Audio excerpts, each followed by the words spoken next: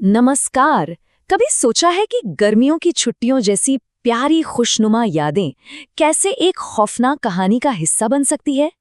आज हम एक ऐसी ही कहानी का विश्लेषण करेंगे जो ये दिखाती है कि डर अक्सर सबसे जानी पहचानी, सबसे सुरक्षित लगने वाली जगहों पर ही पनपता है।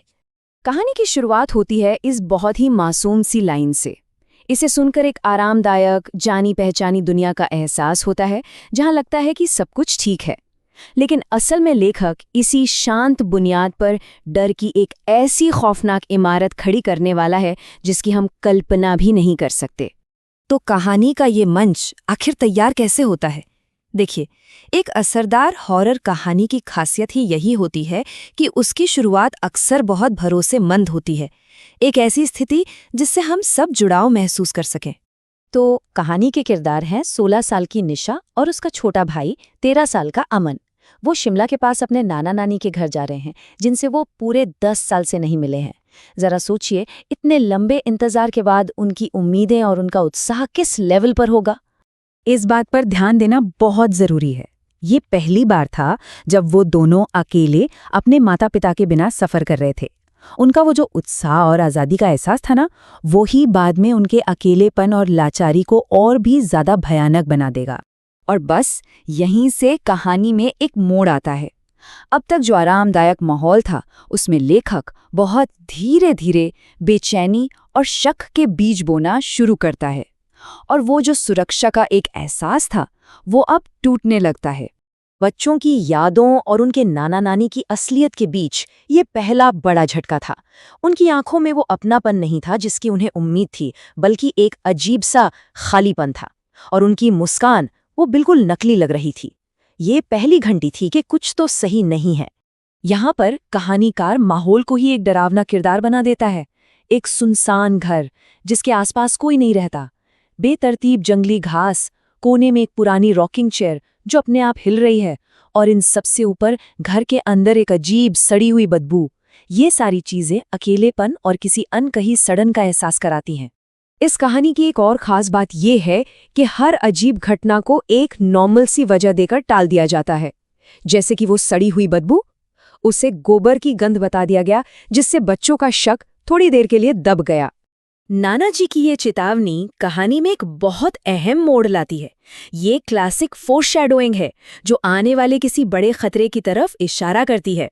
आखिर रात में कमरे से बाहर निकलने में ऐसा क्या खतरा हो सकता है? और यही सवाल डर को और भी ज्यादा गहरा कर देता है। तो अब तक जो चीजें सिर्फ मामूली तौर पर बेचैन कर रही थीं, अब वो एक लगातार परेशान करने वाले पैटर्न में बदल जाती हैं। अब चीजें सिर्फ अजीब नहीं बल्कि डरावनी होने लगती हैं। ये अजीब हरकतें अब रोज का हिस्सा बन चुकी थीं।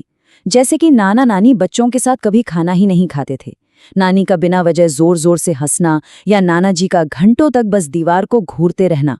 और फ्रिज में बस एक ही चीज थी, एक गाढ़े लाल रंग के तरल से भरा बर्तन। बच्चे बेचारे हर बात को बुढ़ापे का नाम देकर खुद को तसल्ली देने की कोशिश करते रहे, लेकिन अंदर ही अंदर उनका डर बढ़ता जा रहा था। और फिर यहाँ आकर डर हकीकत बन जाता है।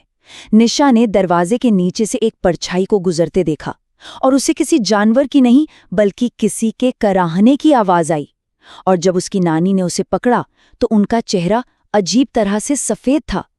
डर अब सिर्फ एक एहसास नहीं था, बल्कि आंखों के ठीक सामने था। तो अब असली सवाल उठता है, क्या नाना जी की वो चेतावनी बच्चों की सुरक्षा के लिए थी, या फिर उन्हें किसी खौफनाक राज से दूर रखने की एक कोशिश थी? उनका असली इरादा आखिर था क्या? ये एक और भयानक पल था।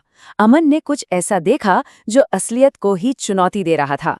और जब निशा को वो तस्वीर बिल्कुल सामान्य लगी, तो ये अमन के डर को और भी बढ़ा देता है। उसे लगने लगता है कि कहीं वो खुद तो पागल नहीं हो रहा। और अब कहानी अपने क्लाइमैक्स पर पहुंचती है। सारे सुराग, सारी अजीब घटनाएं अब सब मिलकर एक ही खौफनाक सच की ओर इशारा कर रही हैं।